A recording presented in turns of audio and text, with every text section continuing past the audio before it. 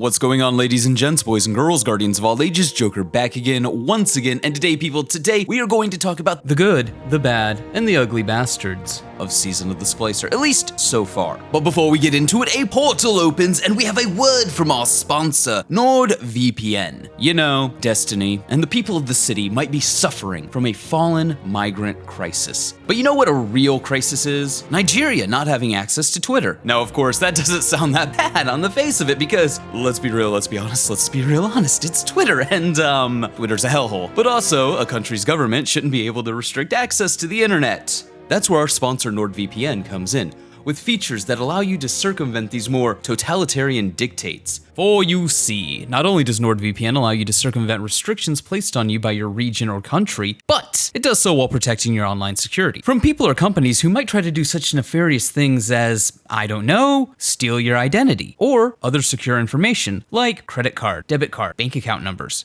You know, those things that you generally don't want other people other than yourself to have. But not only does it protect your secure information, it stops companies like your internet provider from tracking you while you're online. And it can do all of that while you're on the go. On top of all of that wonderful goodness, NordVPN also offers super fast servers in over 60 countries, no data logging, 24/7 customer support via live chat and email, double data encryption for increased anonymity, and you can hook up to 6 devices simultaneously. But wait, there's more. It works in China, and if you don't like it, they offer a 30-day money-back guarantee. But if protecting yourself wasn't enough, let's take a moment to talk about the more entertainment-based advantages of NordVPN. Everybody knows that you can use NordVPN to change your location so that you can watch different TV and have access to different Netflix libraries. But did you know that NordVPN will also protect you from DDoS attacks when you're playing online games? The last thing anybody wants is to be on a 6-win card in Trials of Osiris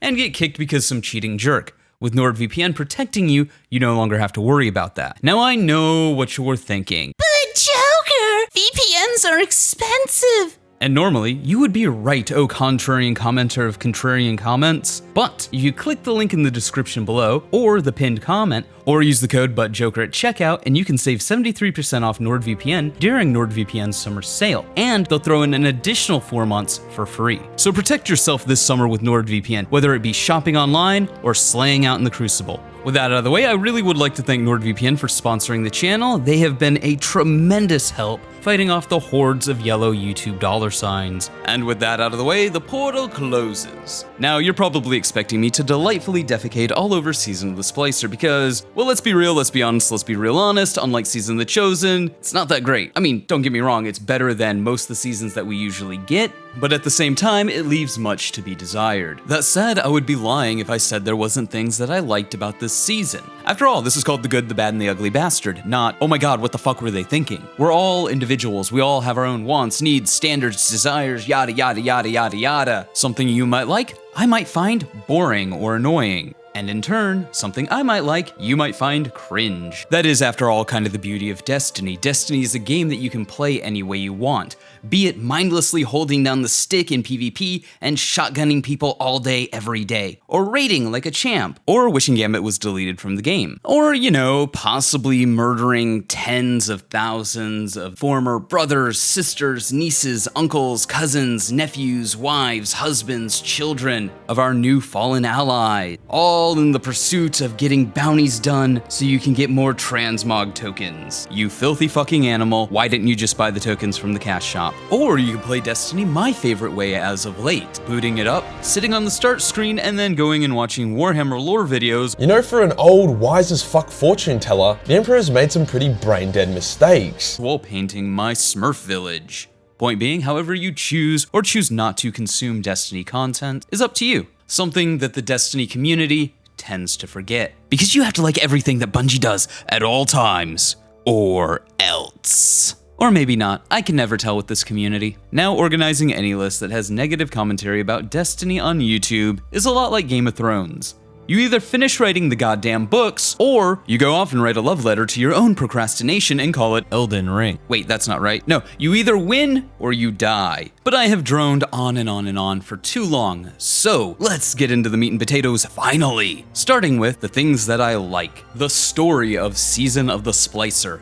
Gasp, shock, horror, lightning crackle, lightning crackle, lightning crackle. I know this might come as a surprise to anyone who follows me on the Twitternet, because I've had quite a few things to say about the quality of the writing this season, and while I still think that the in-game storytelling has lost the plot, I honestly think that's kind of the point. Like, you know a story's good when you construct a narrative that presents an allegory that really doesn't make sense for the world that it's presented in, and you get content creators, especially lore content creators who should know better, content creators who will remain nameless, riled up enough to the point where they start calling anyone who doesn't like House Light racist over a video game. Well, fucking done, writing team. Trolls got a troll, and I have to commend the writing team for doing just that, because the allegory isn't even the point of the story. Let's think about this allegory for a moment. Let's take a second to dissect it, to break it down, to try to make it make sense. So, narratively speaking, you have people of the city who are opposed to the fallen of House Light living within the city walls. Entirely understandable. I mean, humanity has only been at war with the fallen, a species of genocidal aliens who came to Earth and started butchering every man, woman, and child they could get their hands on, in the hope that wiping out humanity would win them back their god's favor. For the better part of 500 years.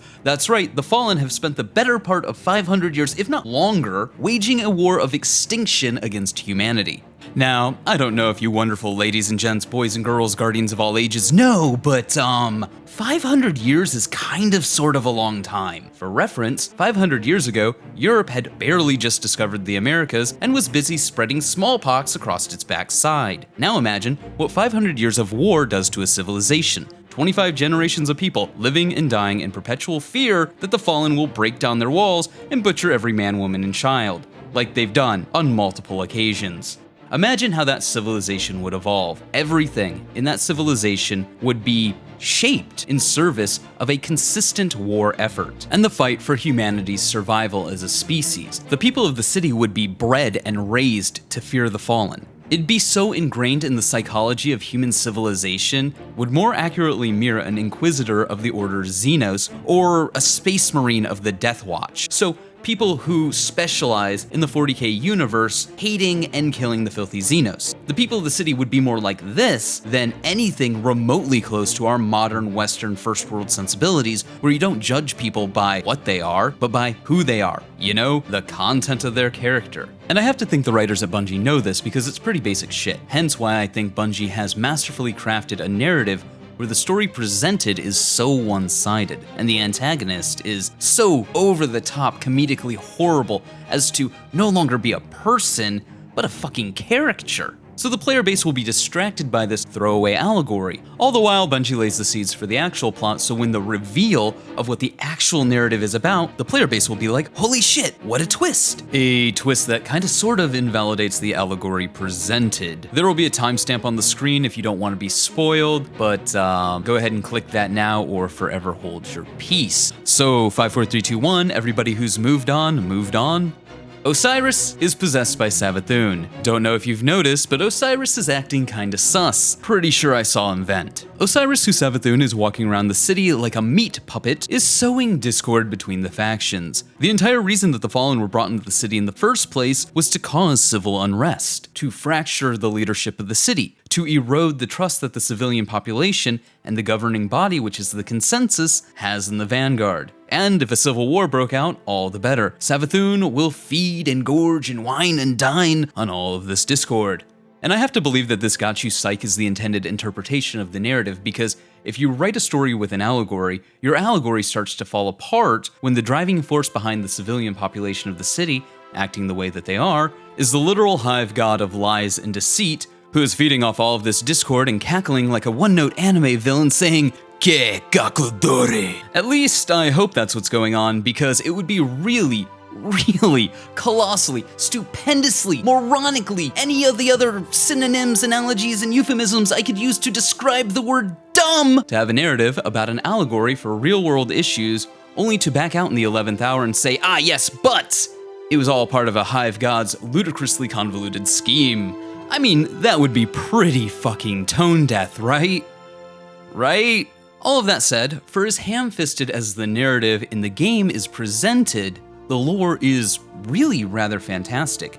It actually does a great job of exploring the years of war between the Fallen and humanity, in a way that's done where each side is presented and given decent arguments for why they feel the way that they do, and why they don't trust each other, and that is a valid option presented. It's like, yeah, we cannot trust each other, and hey, that's great, but the Hive and the Darkness are on our front door, so at least for now, we should probably work together. We can get back to shooting each other after this is all said and done. It doesn't preach like the in-game story does. It doesn't beat you over the head with its over-the-top comedically evil villain. It just lays out solid storytelling that makes sense for the world that it's presented in stark contrast to the story actually being told in-game. Really weird, but not unusual for the lore to be way better than the narrative.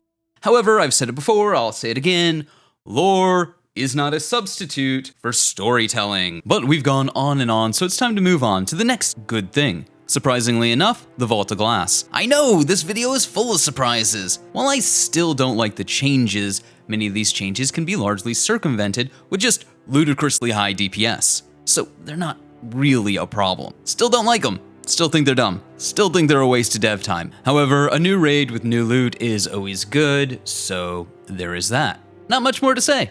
It's just something fun to do, and it's free, so yeah. And of course, no list of goodies would be complete without a commentary on the nerfing of stasis. But since I've already made a video on that, took them long enough, but hey, glad to see it. That said, something I didn't really talk about in those videos is how I'm not unsympathetic to those who feel robbed.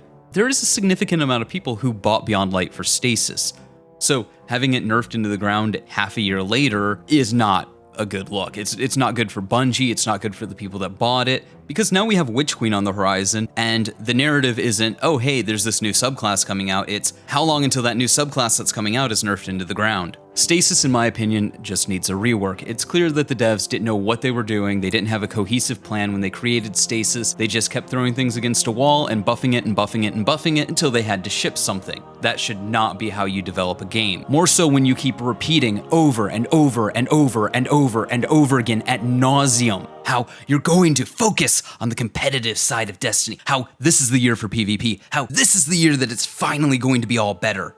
Stop. If you want this to be a dumb, over-the-top game, make it a dumb, over-the-top game, and stop promising us a competitive PvP. But now moving on to the bad, I absolutely positively just hate Gambit, not Gambit mode number 3875. It is the most dull, unimaginative, repetitive, trite bullshit ever. Can we please get something new? And now we move on to the ugly bastard in the room, the monetization of Destiny as a game. While I am fully of the opinion that the community did this to itself by buying shit from the cash shop hand over fist and spending $300 million-ish a year, it is what it is, it's done. And maybe, you know what, I'd be more sympathetic to the monetization of Destiny if things like, I don't know, going 600 days without a Crucible map, a new Crucible map, didn't happen. Or 800 days without a new Gambit map didn't happen. Or if the DLC content was more original and not just copy and pasted over and over and over and over and over again ad nauseum. Or if Bungie wasn't putting content that should be rewards in the game, like shaders and skins that unlock for weapons from the raid in the cash shop. With Transmog, Bungie has shown that they really don't care about player value, and there's very much a predation on the goodwill of the community on behalf of Bungie, not from the devs. The devs just show up to work and they do a job, they create things. It's the board of directors, it's the people in charge, it's the people running the business side, who rightfully see Destiny as a vector for making money, for milking it for all it's worth, regardless of if the game suffers for it. Again, you hate to see it, but it is what it is. And the Destiny community is very bad when it comes to voting with their wallet. So we will, unfortunately, continue to see the cash shop become this ever-encroaching cancer in Destiny. But hey, those are my thoughts on the good and the bad and the ugly bastard of Season of the Splicer. Let me know yours in the comments below. Remember to like, but only if you did. Subscribe for more. Feel free to donate to my Patreon if you're feeling particularly generous. But above all else, stay frosty.